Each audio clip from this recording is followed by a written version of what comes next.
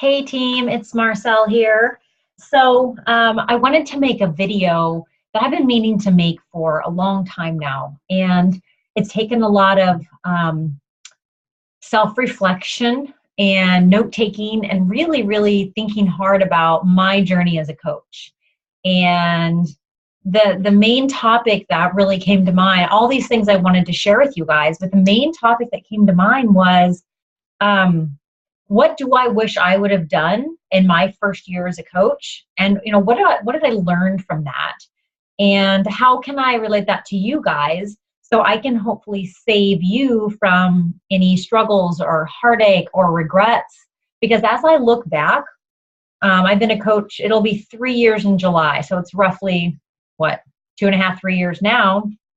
As I look back on my first year, I kind of cringe because I think about all the stuff I know now. I'm like, why didn't I do any of that kind of stuff? Like, I would have had a way more, successful business, and I would have been a lot further in my business now had I done so many things differently my first year. And so that's what I want to share with you guys, because if you can learn from my mistakes and you don't have to reinvent the wheel, and you don't have to have the same moments I did where I struggled in that first year, and then I would love to be able to help, even if it's one of you. That's great. But I want to share with you my thoughts on that. And probably one of the most important things that I did not do, that I'm kicking myself for, was my personal development. I mean, hello, it's one of our 3 vital behaviors. It's not a vital behavior because they had this third spot to fill and they're like, I don't know, what should we put in here? Hey, let's throw in personal development. There is a reason why personal development is so important. I feel dumb that I didn't do it my first year, because I always thought I don't have time for that, or I don't understand how that's going to help me. But the thing is, when you're having thousands and thousands of other coaches and headquarters tell you that it's an important, and not just important, but vital behavior, listen to that. There's a reason for that, right? Me, did not listen. In fact, I didn't really pick up my first personal development book until I went to my first summit. And that was almost exactly a year after I started, because I signed up in July. Summit was just taking place when I was a new coach. Like, I had absolutely no idea what Summit was. Didn't even think that it made any sense to me. So I didn't go. There's another mistake. But when I finally went to my first summit, which was in Vegas of July 2014, I heard Darren Hardy speak. And I'll tell you, it hit me so hard right here.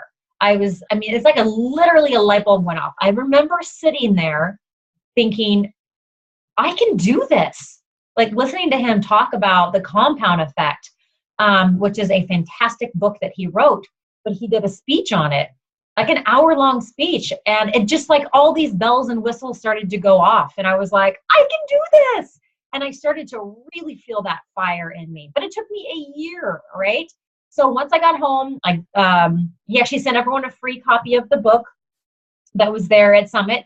So I got the copy of the book. I have it. I still have it. We're almost 3 years later, and I still keep this on my desk so I can flip through this and listen to things. And I have, highlighted points and dog ears and everything. But personal development, so extremely important, because it provides this information that you might not have known about yourself, right? It's a source of inspiration. It's a source of resource. It just is so extremely important, because it's going to be on those hard days where you just feel stuck that you're going to need to pick up a book like this. It doesn't have to be this exact one, but I do suggest this one if you have not read it. I read it probably 2 or 3 times. But it's for those days where you need that extra little mental push, right? The personal development is so key in this business. Again, there's a reason why it's a vital behavior. So I wish I would have put more effort into that my first year. I was stubborn. I didn't do it, didn't listen to my upline, and here I'm regretting that. So, okay. Number 2, what I regret not doing my first year was sharing more. And when I say sharing, I don't mean just saying, hey, workout done for the day, drinking my Shakeology. Because come on, every single coach does that, right? That's not sharing. Sharing your journey is letting people know who you are. And And I was so scared to do that because I probably like 99.9% of the coaches were scared, right? That leaves us open and raw for people to judge and criticize. And, that's crap if we're going to let other people's opinions dictate what we do with our life. And this opportunity that we have as coaches can literally change the course of our life. So why are we going to let other people's opinions get in the way of us living the life we want? That doesn't make any sense, right? So I wish I would have shared more. I wish I would have gotten a little bit deeper in my posts. Not to say that every post has to be deep by any means, but there's a certain rawness that comes out when you're able to stop caring what people think, and you're able to share who you are, and it comes from your voice, not someone else's voice. One of the things that I know I've told a lot of you guys is that make sure that when you're writing a post, that make sure you can write it. Make sure that when you're writing it, it's clearly from you, that nobody else in the world can write that post, right? Anyone in the world can say, workout done, drinking my Shakeology, because it's those kind of posts that people are going to scroll right past because there's no connection to that, right? So I wish I would have shared more about who I am and where I want to go with this and the things I want in life, and I, building that vision so people can see where I'm going, because I've had people contact me to say, I love the kind of life that you're living. I love the way you are raising your children and the things that you're teaching them. And it's those things that I share, right? It's not in a boastful way, like, I don't feed my kids fast food, you suck if you do. That's not what it is. But it's about sharing the values that I hold. And when I do that, when I share the values that I hold and the vision I have for my life, what does that do? That attracts people just like me. So if you're watching this video and you're on this team, most likely we share a lot of the same values, because it's highly unlikely that I'm going to, or any of my personally sponsored coaches are going to attract another coach that doesn't have the same values and vision for life, right? That's why we're all here on this team. So don't be afraid to share who you are, because who you are is good enough, and who you are is amazing. And if you're holding that back from the world, that's a shame. That's a huge shame, because what you have to offer individually is amazing. What you have to offer in this business is amazing, and there's nothing to be ashamed of whatsoever. And if I find that people hide my posts or they stop following me, I'm like, good, thanks, bye Felicia, out of here. I don't want them in my life. They're negative. They're not my tribe. I don't want to be around them. That's great. Like having the cranky guy walk out the door. Fine.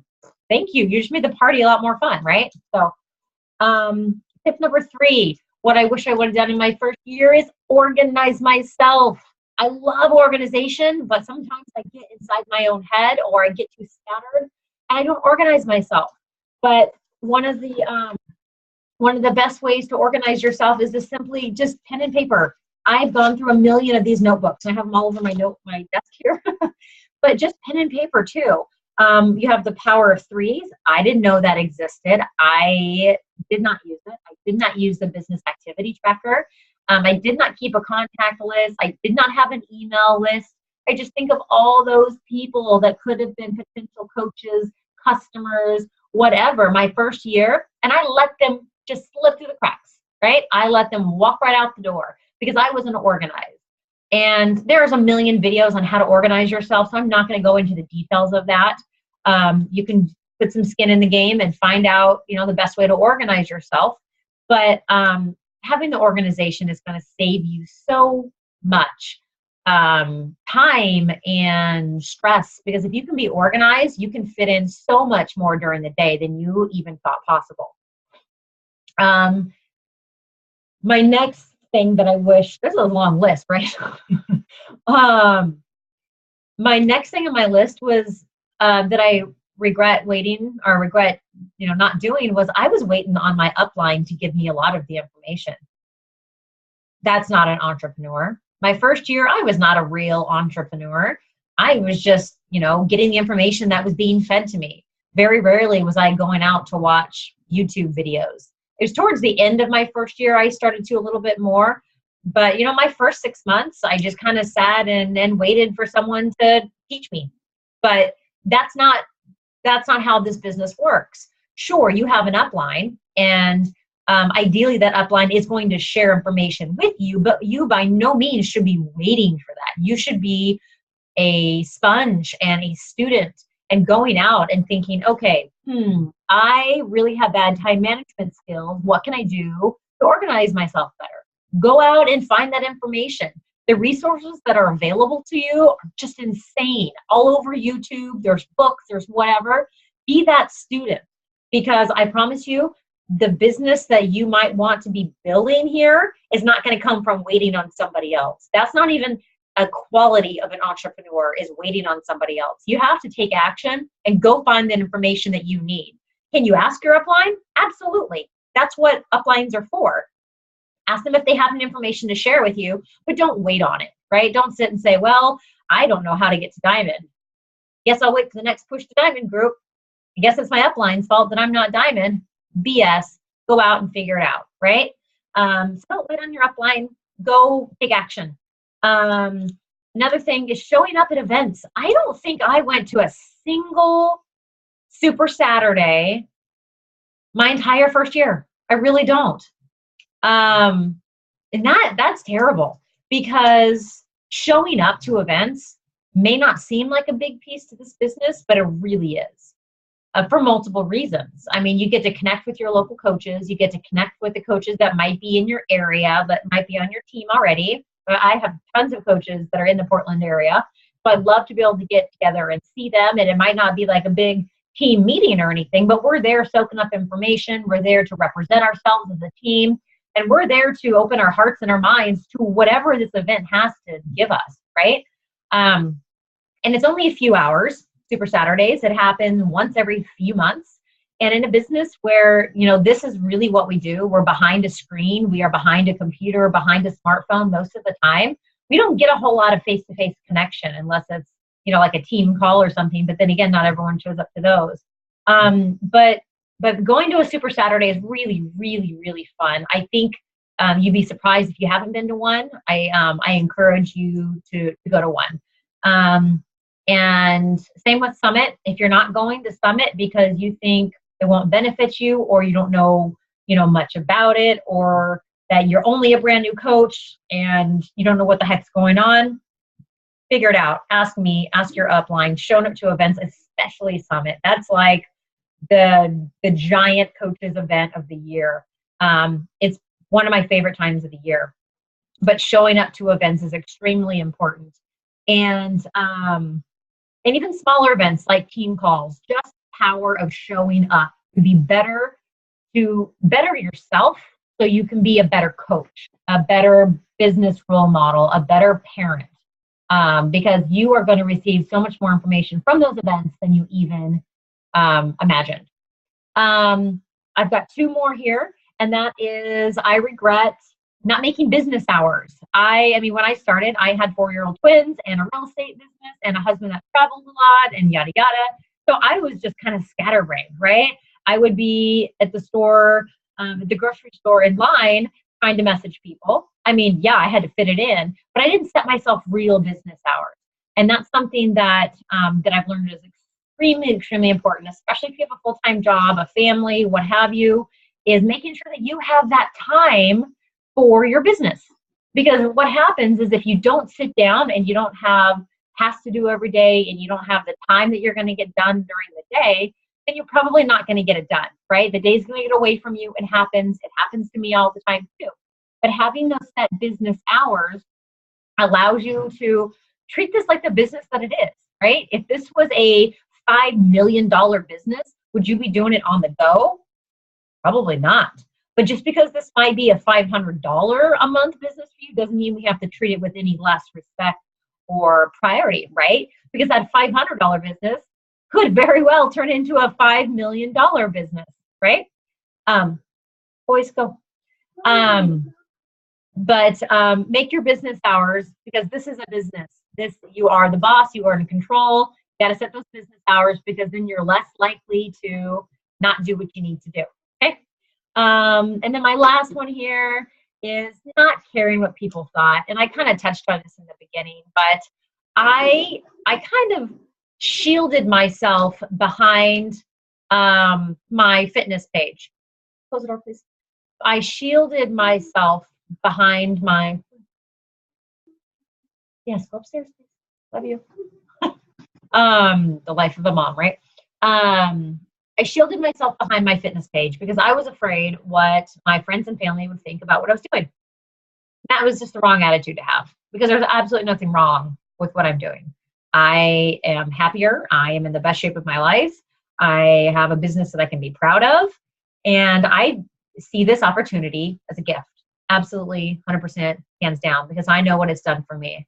But I was always nervous that people would have something to say. But guess what? No matter what you're doing in life, no matter how old you are, no matter what your situation is, somebody's always going to have an opinion. So we can either let those opinions dictate our life, or we can say, I don't care.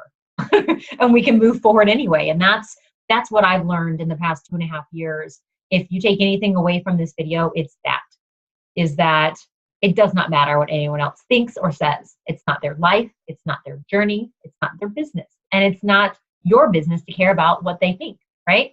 If they choose to unfollow you or they choose to not be friends with you, there's probably something really wrong with them if you're improving your life and they don't want to be a part of it, right? So just don't care what people think, because this is an opportunity that has helped so many people all over US and Canada. And it's going to continue to do that. We've got a big mission as coaches when it comes to health and nutrition, but we've also got a fantastic opportunity to expand that, build our own team so we can just be more branches of that, right? But I just wish I wouldn't have been so nervous. I always thought, well, what are they going to think of me? And, I'm not a corporate girl like they are. And you know what? Fine. I'm not. I'm happy with who I am, as you should be with happy who you are. Everyone's got a different story. So I'm not out judging people who are going to 9-to-5 jobs, although that's not my liking. That's not what I want to do. But I think if we let people get into our heads too much, then it can create that fear and that self-doubt. And that's really what holds a lot of people back. And again, that's what held me back my first year. And so I hid behind my business page and didn't share on my personal page about, my successes and my wins and, what I was building. And that's kind of sad because it's the people that I know and love and trust the most on my personal page that I should be sharing that stuff with. So, all right. So that's my list. That is, those are all the things that I wish I would have done in my first year. I hope that all of my rambling can help at least one of you, especially the newer coaches, because, this opportunity is just waiting for you. All you have to do is make it a priority, and it can be whatever you want it to be. So, all right, you guys, thanks so much. Have a great day.